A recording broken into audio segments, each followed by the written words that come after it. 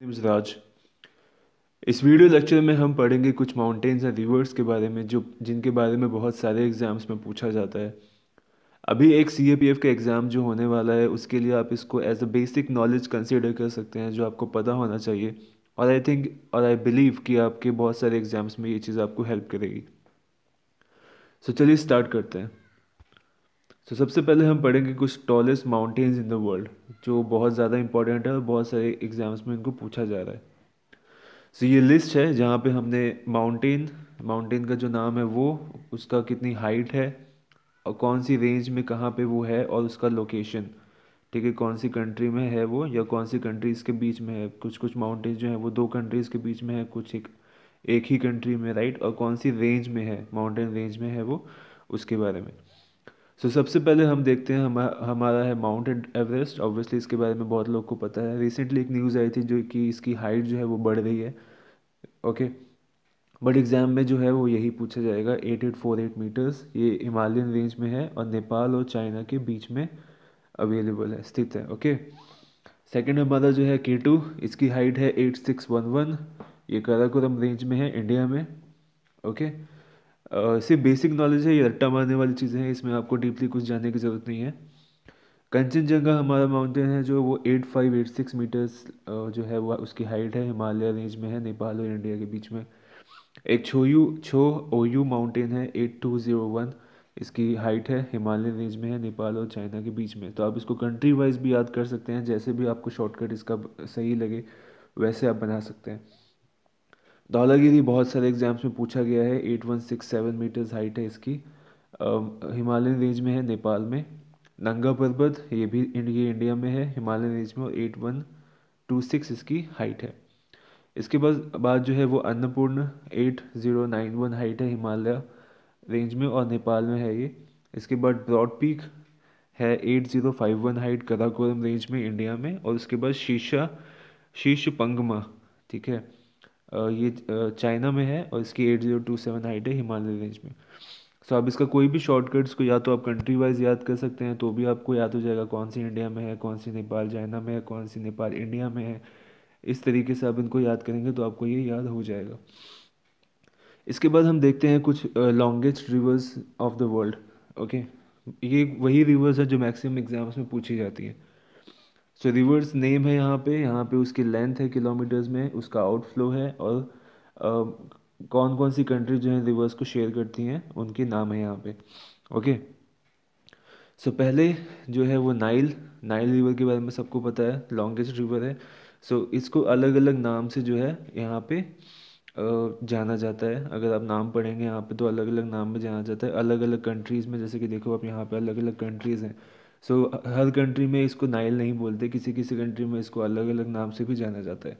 इसकी जो लेंथ है वो है 7088 किलोमीटर्स, और इसका आउटफ्लो यानी कहाँ ये बह के निकलती है, मेडिटेरियन सी में। ओके, इसके बाद अमेज़ोन अमेज़ोन जो आपको पता है, ठीक है, ये ब्राज़ील ब्राज़ील मैक्सिमम ब्राज़ील आपको पता होगा कि अमेज़ोन जो है ब्राज़ील में, लेकिन ये सारी कंट्रीज़ जो हैं इसको शेयर करती हैं। इसकी जो लेंथ है वो है 6992 किलोमीटर्स इन अटलांटिक ओशन में इसका आउटफ्लो है। ओके, उसके बाद यांगजे रिवर। ओके, ये इंडिया के बहुत सारे एग्जाम्स में पूछा गया है। ये यांगजे रिवर है, इसकी जो लेंथ है वो है 6418 किलोमीटर्स, ईस्ट चाइना सी में इसका आउटफ्लो है। ये चाइना में ऑब्वियसली है। इसके बाद येलो रिवर, ये भी आपने देखा होगा, इसकी लोकेशन, इनकी लोकेशन आप मैप में एक बार ज़रूर देख लीजिएगा, आपको बहुत अच्छे से याद हो जाएगा। इसको हुआंग हे भी बोलते हैं। 5464 किलोमीटर्स इसकी जो लेंथ है, बोहाई सी में आउटफ्लो है और चाइना में ये मिलती है।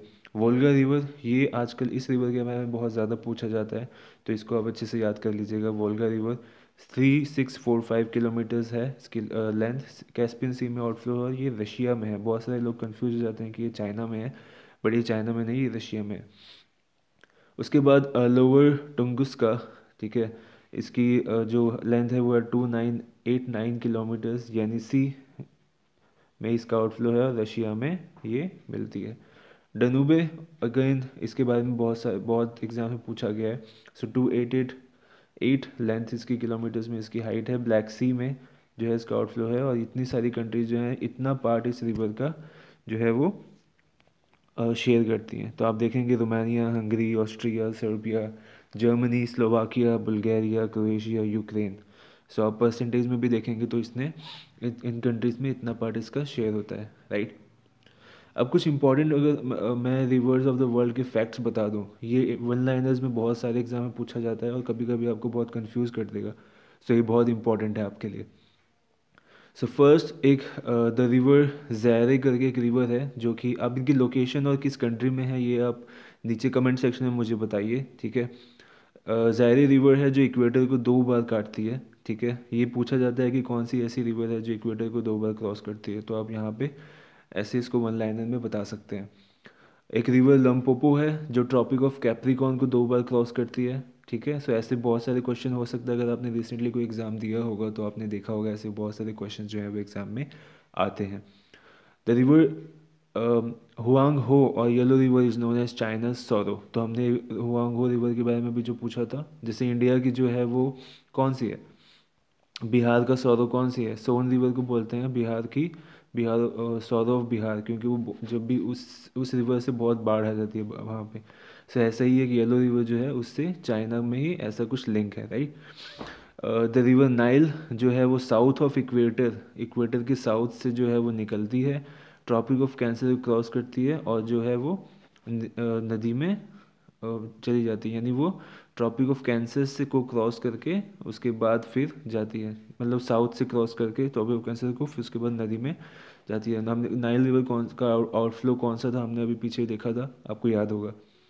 The river Amazon through out it's entire land does not have any bridges.